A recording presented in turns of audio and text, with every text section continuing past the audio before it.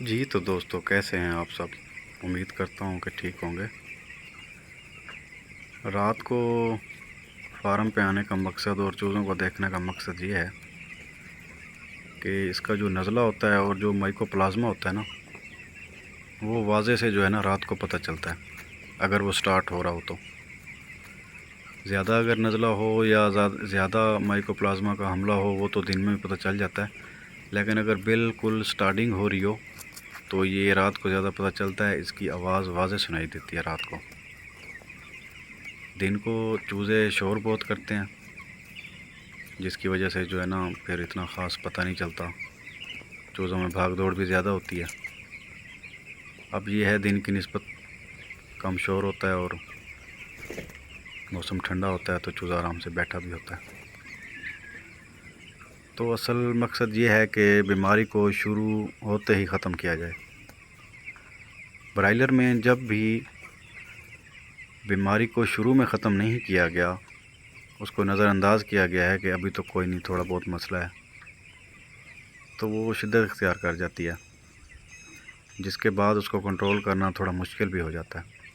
پھر میڈیسن بھی زیادہ لگتی ہے، محنت زیادہ ہوتی ہے، کنٹرول بھی مشکل سے ہوتی ہے۔ اس میں پھر یہ ہے کہ چوزے کافی مر جاتے ہیں۔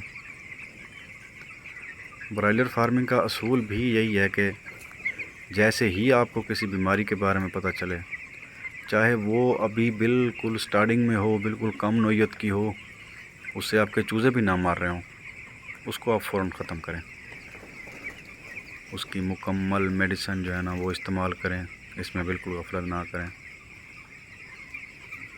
ہوتا کیا ہے کہ جب بیماری آتی ہے تو فارمر کہتا ہے یہ تو ابھی تھوڑی بہت سٹارٹ ہوئی ہے، تو ہلکی پھلکی دوائیوں سے جو ہے نا اس کو ٹھیک کرتے ہیں، سستی دوائیوں سے، تو وہ الٹا جو ہے نا پھر نقصان کا سبب بنتی ہے بیماری۔ تو اچھی دوائی استعمال کریں، میڈیسن پہ کبھی بھی کمپرومائز نہیں کرنا چاہیے۔ میڈیسن ایک دفعہ لگ جائے، اگر ایک بیماری پہ اچھی لگ جائے تو وہ زیادہ بہتر ہے، بجائے اس کے کہ آپ ہلکی میڈیسن کو بار بار استعمال کرتے رہیں اور چوزے بھی مرتے رہیں، تو وہ نقصان ہے۔ تو میں یہی بھائیوں کو مشورہ دوں گا کہ سب سے پہلے جو ہے نا آپ اپنے چوزے پہ نظر رکھیں، فارم کے اندر بیٹھیں رات کو، ان کی آوازوں سے، ان کی بیٹھوں سے، ان کے چہرے سے، ان کی چال ڈھال سے آپ کو کافی بیماریوں کا پتہ چلے گا۔